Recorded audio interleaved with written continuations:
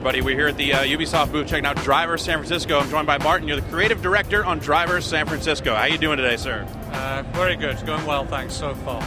Awesome. So let's talk a little bit about the game. Now, the thing that stood out to me is Tanner's unique situation that he has found himself in that enables the whole shift ability and all that stuff. What led to setting the game with Tanner being in a coma? Well, that came as a result of the shift functionality that we wanted in the gameplay, because Driver has always been a very innovative game, and Driver 1 was the first open city driving game, Driver 2 was the first way you could get out of a car and steal other cars, and we wanted to bring back some of that innovation. So we designed a shift mechanic that can be used in missions to enable the player to jump into any car they choose simultaneously. So what we wanted was a story where that was really made some sense and gave us a good, strong story where there's a payoff at the end. So Tanner is in a coma as a result of a very serious incident towards the beginning of the game, and for the player, from the story point of view, it's about how does that play out for Tanner. When does Tanner realize that he's in a coma? Does he come out of the coma? What happens in real life that influences his coma in his head? And what does he learn during that experience that helps him to complete his missions when he comes out of the coma?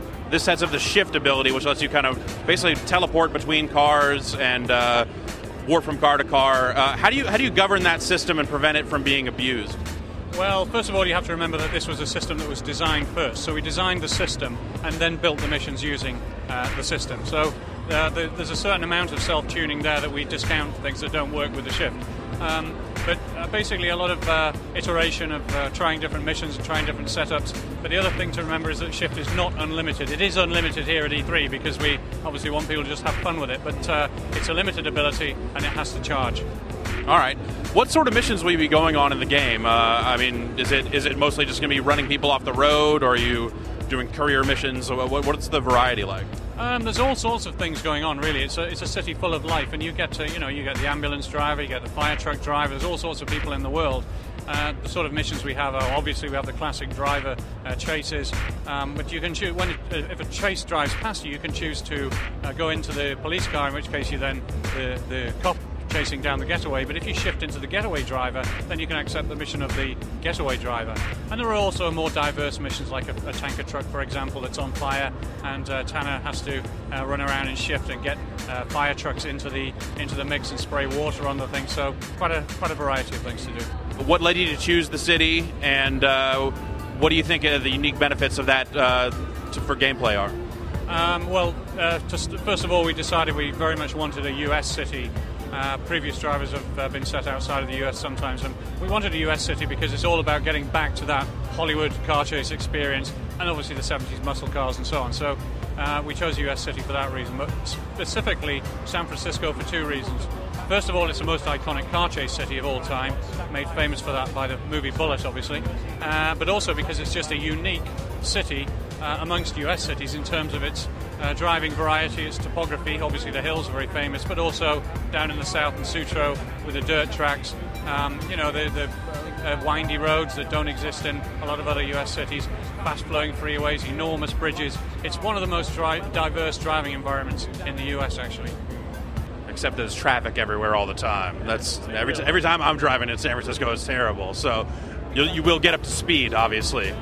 We have actually one of the most densely populated worlds in terms of the traffic density. If you've seen the game yet, you can see how many cars are driving around, how many pedestrians are on the street, and this was something very key for us to get the feeling of a bustling city and not a kind of ghost town that you often have in the earlier games that recreate cities. So this was a big thing for us, but we've also tried to balance it with a little bit of traffic management so that when you're driving around, it's not too intrusive, it's not too not too many cars getting in the way of you. Like, can you just kind of knock out a driving game in your sleep at this point because you've been doing it for so long? Or it certainly makes it easier. I mean, the fact that we've been doing them since our first driving game was Destruction Derby, and then obviously Driver and Stuntman and other versions of Driver. So we have done a lot of these kind of games, but it's never easy because you're always up against a lot of competition and you're always wanting to push the boundaries.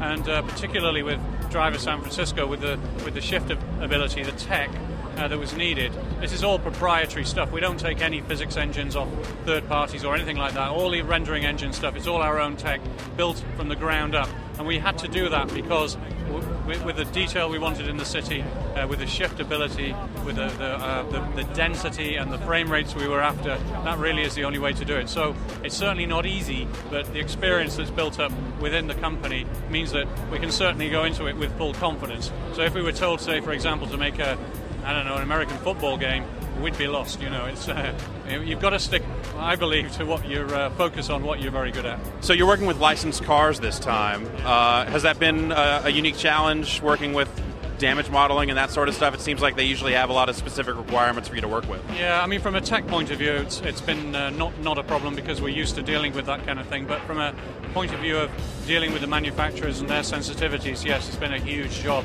I mean, we actually tried to have real cars in Driver 1 all the way back in 99, but very different attitude from car manufacturers back then towards games like Driver. But what we're doing in Driver San Francisco is no different to what most Hollywood movies are doing in terms of car chases. So there's nothing really uncomfortable there.